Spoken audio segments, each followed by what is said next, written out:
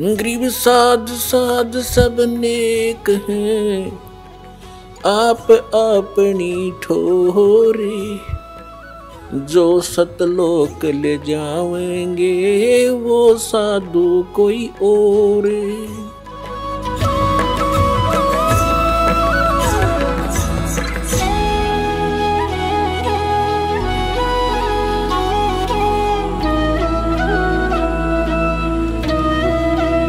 दीक्षा का जो प्रोसेस है वो 3 बार में पूरा होता है। कबीर परमात्मा जी का आदेश है कि जो पूर्ण गुरु होगा वो 3 बार में दीक्षा कर्म को पूरा करेगा। और ये नकली एक बार ही देकर फारिग कर देते हैं, इनके पास कख नहीं। ये श्री अर्धनाम साहिब जो बनारस के अंदर लहर तारा तालाब के ऊपर आश्रम बनाए हुए हैं, इनसे प्रश्न किया जाता है। कोई पूछता है कि जी आप एक बार में दीक्षा पूर्ण कर देते हो या कई बार में? तो ये कहते हैं कि एक ही बार में दीक्षा दी जाती है। इनका कहना है कि यदि एक बार में दीक्षा ना दी किसी शिष्य को और फिर उसकी मृत्यु हो जाए तो अधूरा ही रह जाए, इसलिए एक ही बार में दीक्षा दी जाती है। ये तो बच्चों वाली बातें करते हैं। ये कबीर सागर का भी इनको ज्ञान नहीं, परमात्मा का क्या विधान है। ये तो कति अज्ञानी व्यक्ति के विचार होते हैं जो श्री अर्धनाम साहिब जी ने बोले हैं। अब जैसे कोई कहे कि एक बच्चा स्कूल में प्रवेश पाता है, वो प्रथम कक्षा में प्रवेश पाता है, फिर द्वितीय करता है, फिर तृतीय करता है, चतुर्थ करता है, ऐसे वो 16-15 वर्ष तक पढ़ता है। और कोई ये कहे कि इसको हम तो एक ही बार में बीए करा देते हैं, क्या पता फिर ये जीवित रहे या नहीं रहे। कोई ज्ञान है इनका, नकलियों का, डुप्लीकेट सारा ज्ञान दुनिया को भ्रमित करे बैठे। ऐसे विचार हैं जैसे बालक भी नहीं बोले। और देखिए कबीर सागर के अंदर प्रमाण है कि 3 बार में दीक्षा पूर्ण होनी चाहिए, वही परम संत है। देखिए आपके सामने दिखाते हैं। अब ये कंसेप्ट क्लियर करते हैं कि ये कहाँ प्रमाण है कि 3 बार में दीक्षा पूरी होनी चाहिए। ये पवित्र कबीर सागर के अंदर अमर मूल नामक एक चैप्टर है, उसके 265 पृष्ठ पर लिखा है। अब आपके रूबरू करते हैं, देखिएगा। ये है कबीर सागर, संपूर्ण 11 भाग।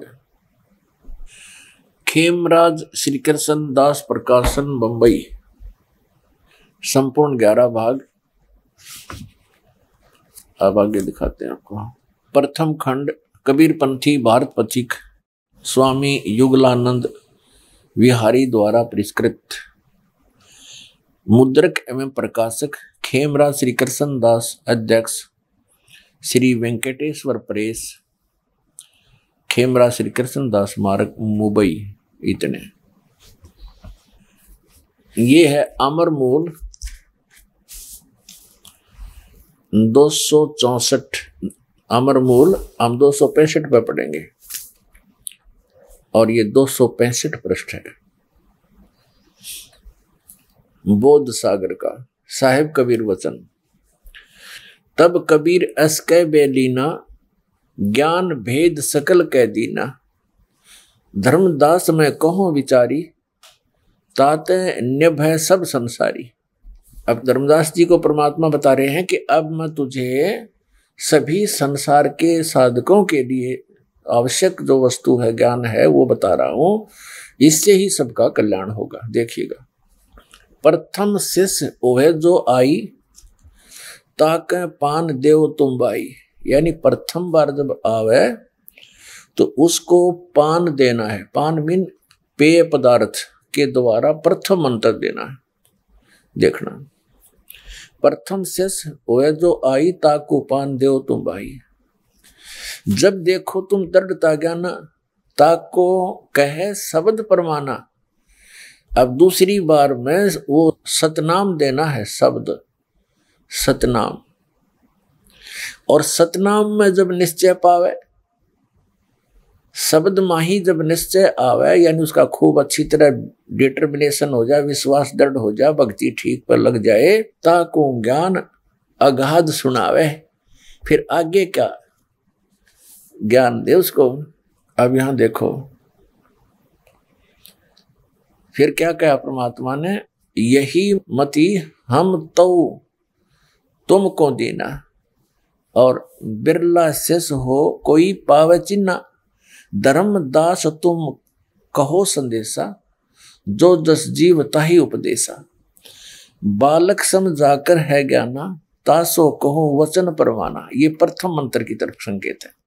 फिर कि जाके सूक्ष्म ज्ञान हो भाई, ता कह सुमरण देहु लखाई। फिर उसको सुमरण बताओ, उस सतनाम का, तो सतनाम का सुमरण दो। फिर कहते हैं ज्ञान गम्य जा कह पुन होई, और सार शब्द जा को कहो सोई। फिर उसको सार शब्द दो,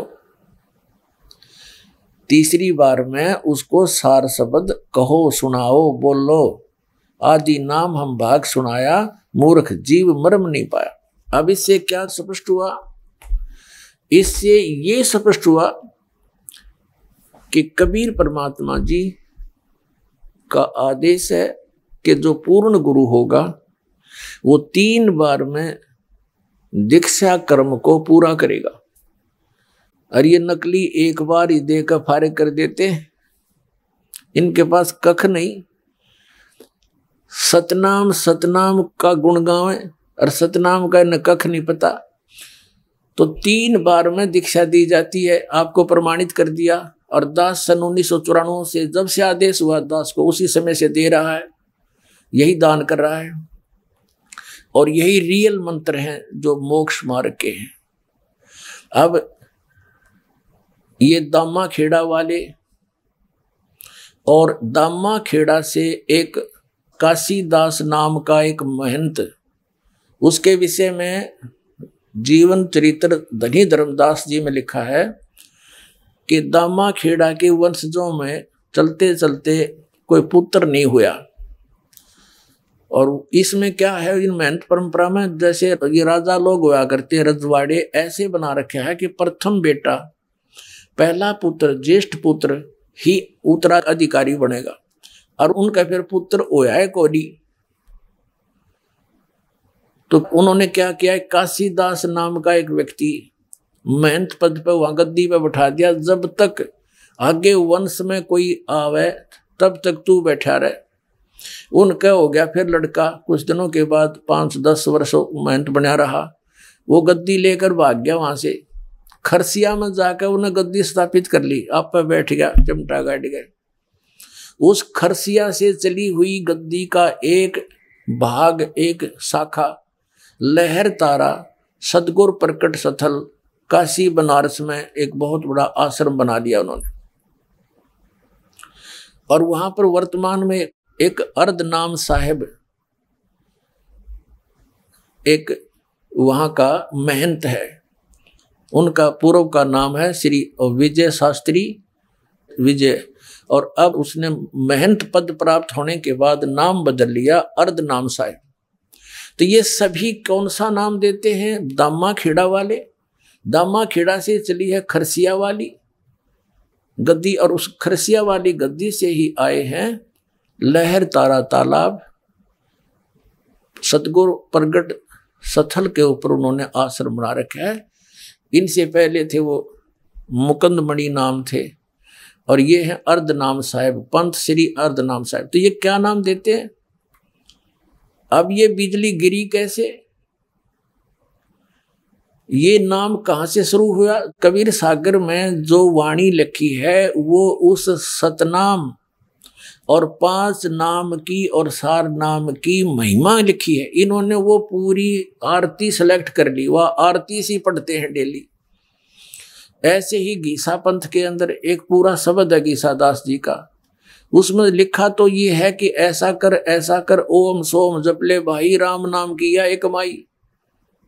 वो असली मंत्र लिखा है और उसको नहीं जपते हुए वो इस पूरे मंत्र ये देते हैं, पूरा सेंटेंस है, एक पूरा शब्द है आरती टाइप, जैसे अपनी आरती का एक हिस्सा है, और उसको पूरे रटते हैं। राम नाम की जप ले भाई, है राम नाम किया एक माई। इसी तरह ये कबीर पंथी इन्होंने ये सारी एक आरती सी बना कर नाम उपदेश देना शुरू कर दिया कि यो असली नाम है। उसमें तो असली नाम की महिमा सुना रखी है, बता रखी है कि वो जपने से काम होगा।